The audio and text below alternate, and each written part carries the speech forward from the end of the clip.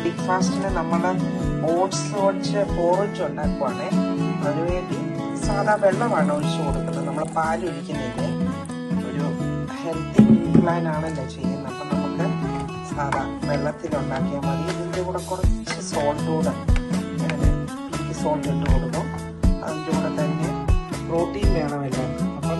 അപ്പോൾ ഇന്നത്തെ breakfast oats ആണ്. ഓട്സ് വെച്ച് പോറിച്ച് ഉണ്ടാക്കി. ഇതിനകത്ത് ഒട്ടും പാല് ചേർത്തില്ല.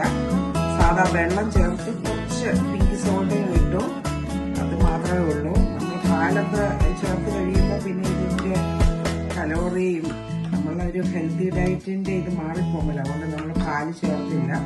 നിങ്ങൾക്ക് വേണമെങ്കിൽ വെള്ളം ചേർത്തുള്ള പാലും ചേർത്തും ഉണ്ടാക്കാം.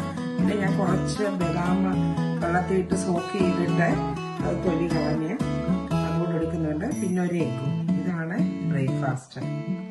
അപ്പം ജിമ്മിൽ പോയി കുറച്ച് വർക്കൗട്ടൊക്കെ ചെയ്തിട്ട് വന്നാണ് ബ്രേക്ക്ഫാസ്റ്റ് കഴിക്കുന്നത്. നിങ്ങളുടെ ഹെൽത്തി ഡയറ്റ് പ്ലാൻ എടുക്കുമ്പോൾ അതിൻ്റെ കൂടെ വർക്കൗട്ട് ചെയ്യണം. ഒന്നീ ജിമ്മിൽ പോകണം. ജിമ്മിൽ പോകാൻ സാധിക്കാത്തവർക്ക് നടക്കണം. 1 മണിക്കൂർ, മിനിമം അരമണിക്കൂറെങ്കിലും നടക്കണം. അപ്പം നമുക്ക് ലഞ്ച് എന്താണെന്ന് കാണാം. പിന്നെ ലഞ്ചിന് വേണ്ടി കുറച്ച് റൈസ് കുക്ക് ചെയ്ത് ഇരിപ്പുണ്ടല്ലോ, ഇത് വെച്ചൊരു ഫ്രൈഡ് റൈസ് ചെയ്യാം. കുറച്ച് ചിക്കൻ ബ്രസ്റ്റ് ഇന്നലെ സ്റ്റിർ ഫ്രൈ ചെയ്തതിൻ്റെ ബാക്കി കുറച്ച് ചിക്കൻ ബ്രസ്റ്റ് ഇരിപ്പുണ്ട്.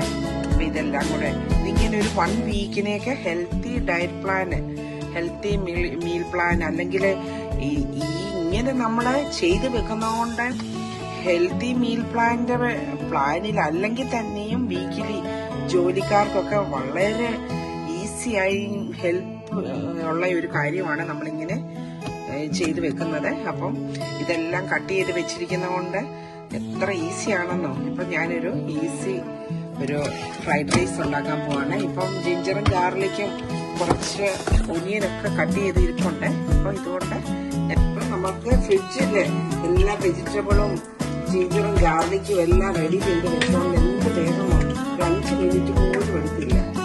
ക്യാരറ്റും സെലറി സ്റ്റിക്കൊക്കെ അരി വെച്ചേക്ക് വരുന്ന. അതുപോലെ ഒരു ക്യാപ്സിക്കം മാത്രം അരിഞ്ഞെടുത്തു.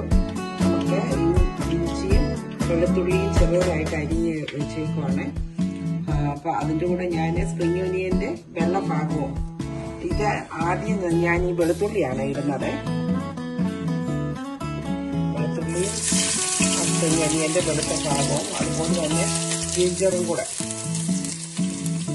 കിടക്കട്ടെ. കുറച്ച് ഒരു ഹെൽത്തി മീലാണല്ലോ കഴിക്കാൻ പോകുന്നത്. കുറച്ച് കാപ്സ് ചേർക്കുന്നുണ്ട്. പക്ഷേ ഇപ്പം ഇത് അടച്ചു വെച്ചേക്കുന്നതുകൊണ്ട് ഒന്ന് പെട്ടെന്ന് ഇതെല്ലാം ഒന്ന് വാടി കിട്ടണേ.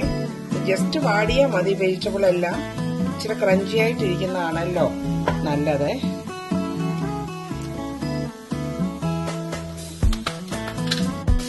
നമുക്ക് കുറച്ച് നാരങ്ങ നീര് ചേർക്കണം. ഒരു നാരങ്ങ ഓൾറെഡി പീസാക്കി കട്ട് ചെയ്ത് വെച്ചേക്കുമായിരുന്നല്ലോ. അപ്പം എളുപ്പമുണ്ട്. ഒന്ന് പിഴിഞ്ഞെടുത്താൽ മതി. ഒരു 2-3 പീസുകൾ, ഒരു അരമുറി നാരങ്ങയുടെ നീര് ചേർത്താൽ മതിയേ.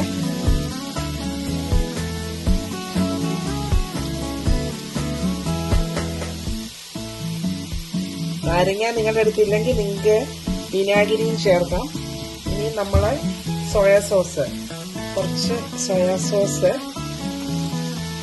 ചേർത്ത് കൊടുത്തു. ഇത് ഡാർക്ക് സോയാ സോസ് ആണ് ചേർത്തത്. നിങ്ങൾക്ക് ഡാർക്ക് ലൈറ്റ് ചേർത്ത് കൊടുക്കാം.